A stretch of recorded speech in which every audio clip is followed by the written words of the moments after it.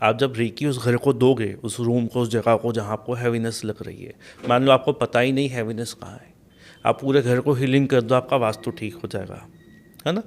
आप इसी तरह जैसे हम एस्ट्रोलॉजी में बात करते हैं प्लैनेट्स की, प्लैनेट से फेवर में है, फेवर में नहीं है, आप प्लैनेट्स को हीलिंग देना शुरू कर दो।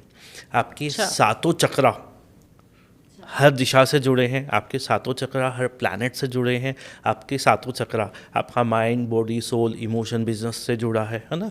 तो आप अपने सातों चक्रा को हील करोगे तो आपकी लाइफ का जो भी प्रॉब्लम है वो हील होना शुरू हो जाएगा। घर को हील करोगे तो आपके घर के रिलेशनशिप, घर का स्ट्रेस, टेंशन वो ठीक हो जाएगा। आप अपने बिजनेस, आपकी दुकान है, फैक्ट्री है, ऑफिस हो, वहाँ उसको हील करो, आपका बिजनेस ठीक होना शुरू हो जाएगा।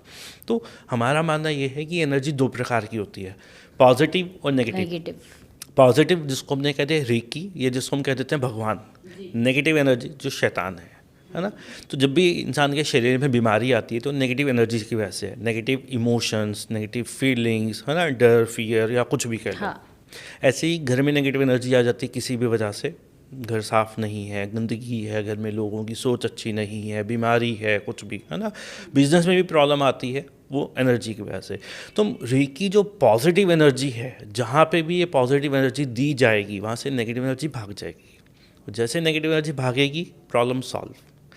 छोटी नेगेटिव एनर्जी होगी तो शायद वो कुछ दिनों के अंदर भाग जाएगी, बड़ी होगी तो कुछ हफ्तों में, है ना।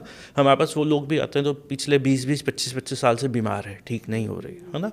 तो उसमें थोड़ा टाइम लगता है, बस ठीक सब कुछ हो जाता है। ये एक नई चीज़ आपने बताई कि ग्रहों को भी हील कर सकते हैं, तो मुझे ऐसा लगता है कि फिर ये एक तरह की मैनिफेस्टेशन हुई कि हमारी जो सोच है किसी चीज़ की तरफ जब गलत होने लग जाती है, कि जैसे हम अपने घर में ही किसी चीज़ को नेगेटिव बोलना शुरू कर देते हैं कि इस घर में बहुत सारे वास्तु दोष हैं, बार बार अपने घर को ये वर्ड यूज़ करते हैं। मैंने बहुत लोगों को देखा है, मैं बहुत रोकती हूँ कि अपने घर के बारे में, अपने बच्चों के बारे में, अपने बारे में इवन लोग कहते हैं कि भाई मेरे को तो ये प्रॉब्लम होती रहती है, मैं तो हूँ ही ऐसा, है ना। तो मुझे ऐसा लगता है कि मैनिफेस्टेशन ही है एक तरह की, कि आपकी सोच का दायरा ही है, वो एनर्जी आपसे कहीं ना कहीं